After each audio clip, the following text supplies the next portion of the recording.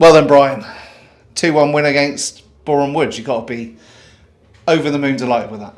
Yeah, absolutely. I think it's not just a win against probably the league's best or one of the best. It's the context of the win. We're a small squad. We're struggling to fill a bench. We've got loads of players who aren't up to full speed yet. So to ask them to come in and perform like that within a 48-hour turnaround, I was manful and awesome from the group. So absolutely delighted with the application from the lads.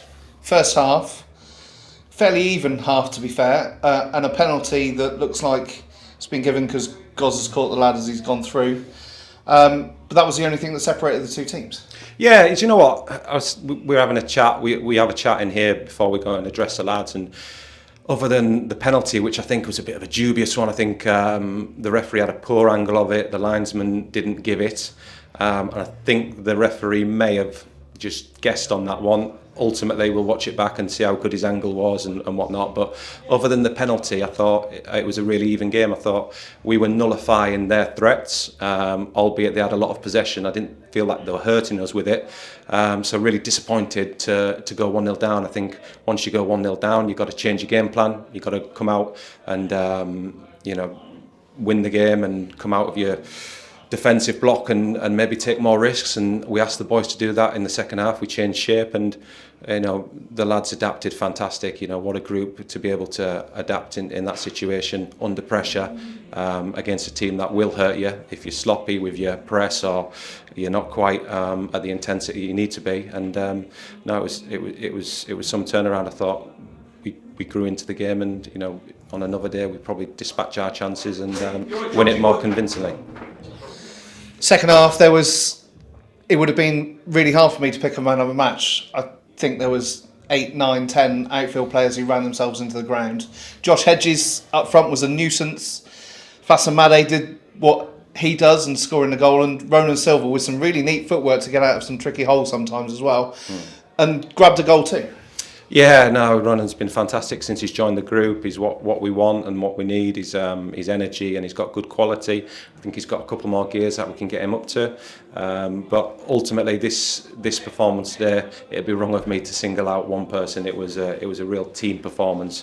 I can't tell you how terrified I was with the 48-hour turnaround going up against one of the best in the league, and they've made 5 changes, and it doesn't affect them when they make 5 changes. They've got real depth within their squad, so we had to ask our lads to go to the well and put in not just a performance, but we needed a reaction after the disappointment of Hampton and beating a team like Boreham Wood. I think that's about as big a reaction as you can get.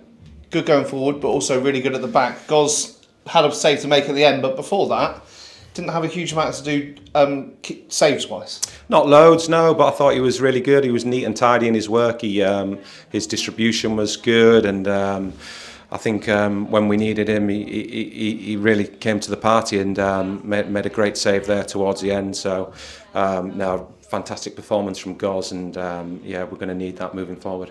This week might feel a bit more relaxing than the last 10 days. A bit more time to prepare for Tunbridge Angels on Saturday.